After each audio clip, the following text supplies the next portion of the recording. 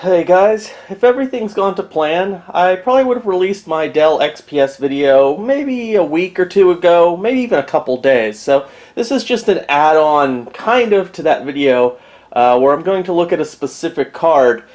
In that video I said that I wasn't keeping the Dell XPS that we see here in the same configuration that it was in that video. For one thing, I was going to take out the very power-hungry GTX 295 and replace it with something else, and I was going to take out that power supply, which was a 750 watt power supply, and use it in another project. So that's what I did here. I took out that video card and I replaced the power supply with a more generic Coolmax, not a super high quality power supply, but it was the best highest wattage one I had that was half decent and worked. This is a 600 watt power supply. Now the problem I discovered with this power supply, and I have better power supplies, but I didn't want to cannibalize other systems at the moment. So basically the problem I ran into is I don't have many cards available that aren't already in use or are going to be in use very soon in other machines. So I had to find something that didn't use extra power or only used a 1 6-pin. So I think I did find the card that I originally found in this machine, and that's this guy here.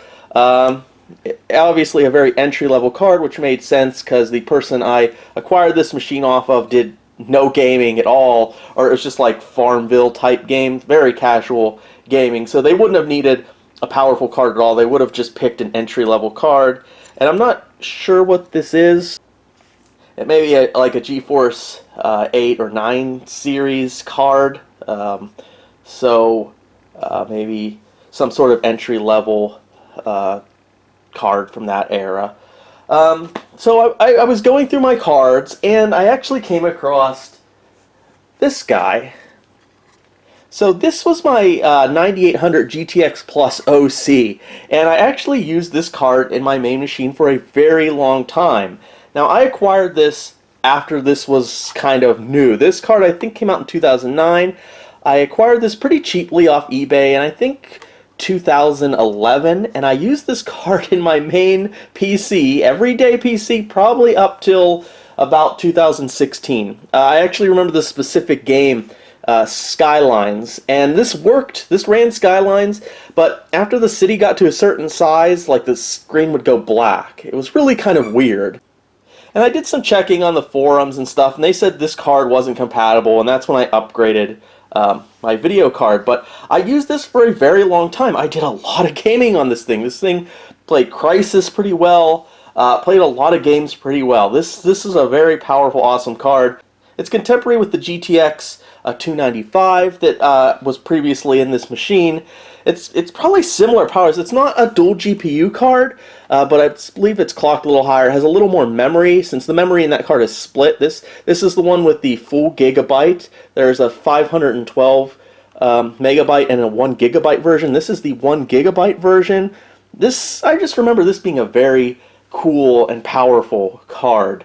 Now, one weird thing about it is I did a little research on this card once I dug it up again, and the thing is, every video, every image on the internet I found, it used two of these 6-pin connectors. And before anyone says, oh, use those Molex adapters that are 2 Molex and it goes to 2 Molex to a 6-pin adapter, I tried one of those, and for some reason, every card I would try it on, I'd get black screen. It just wouldn't work. The computer wouldn't post when I used those adapters, so maybe the adapter I have just doesn't work right. It's wired wrong, but yeah. So I did try those adapters, but the one I had just wasn't working. But anyways, the weird thing is, all these cards I found have 2 of these little power adapters. This has 1. I don't know. I tried researching, and I can't find any reference or images where it only uses 1. This card always uses 2. I was watching all kind of YouTube videos. I specifically looked up the BFG, so I don't know what the story is with this thing and why it only uses 1 power connector. Now, obviously, this card works. I just tested it. I've used this card for years, and it works what I would assume to be around the power level of a 9800 GTX Plus. I checked out programs that check that kind of thing. As you can see on the screen now, I'll be putting it up. It clearly says the stats is pretty much it should be. The specs is pretty much as it should be. So I don't know what the story is with this. Is this just a uncommon variant that came later? I don't know. What I do know is this thing definitely needs a cleaning.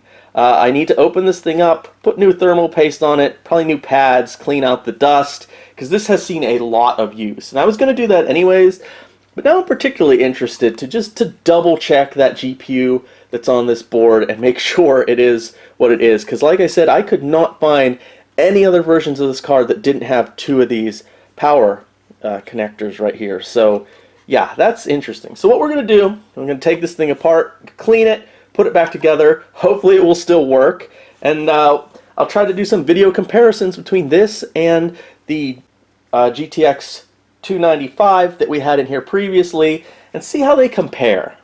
So I have the heatsink and fan removed from the card, the 9800 GTX Plus. And a quick fact, this was the only card Nvidia used that used the Plus with it. I don't think they used the Plus on any other card. So yeah, quick fun fact. So anyways, it looks fairly okay inside. It's not too bad. I'm going to take this apart and clean the fan and everything. But the thermal pads kind of look okay. I might just keep them. It seems stupid since it's already apart to not replace the pads, but I don't even know if I have enough thermal pad material actually to replace them all right now. And I mean, they don't look ripped or anything, so I mean, they still seem okay. I'm definitely going to put some new thermal paste on here. So let's look at the GPU. I don't know if you could see it. That way, that's the fan above me. But yeah, G92421B1. So that is the correct chipset for this card. So yeah, it is a. Doesn't look like it's any kind of weird card with a 9800 blower fan shell thing on it. Yeah, I don't know. It just has the one 6-pin connector for power. It's just every other one I've seen has two. I'm not complaining. I'm glad it has one, and it's worked for me for years with just having one. But I guess this is just a variant that you don't see very often. I guess I'm going to clean the fan, put the new thermal paste, put it back together, and cross my fingers and hope it still works. Okay, so we've opened it up. I've separated the heatsink from the fan.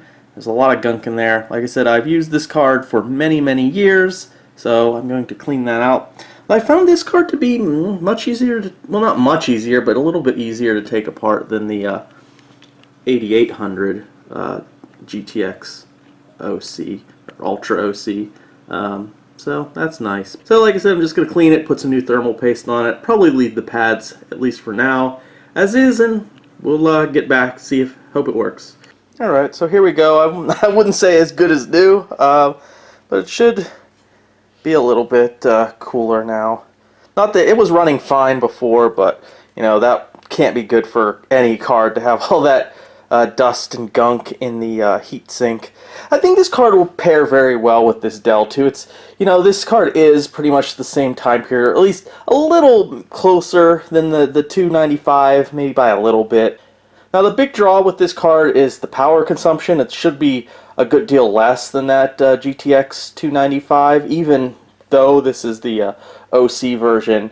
It should be almost half as much power usage, seeing it's not a dual GPU card, so that's a big draw, but you know, it should be fine. I use this card a lot with XP. This is a pretty good Windows XP card, very powerful, should run just about anything in Windows XP, except for maybe, you know, the biggest hitters like Crysis at the highest settings. It should do okay, but you know, it wouldn't be like the greatest. There's better cards, obviously more powerful cards, but this would be a really good card for XP, and even some, you know, light gaming with more modern setups. But it is DirectX 10, so it is limited that way, but it's still a decent card. So one minus with this setup is where the power cable is, the 6-pin power cable.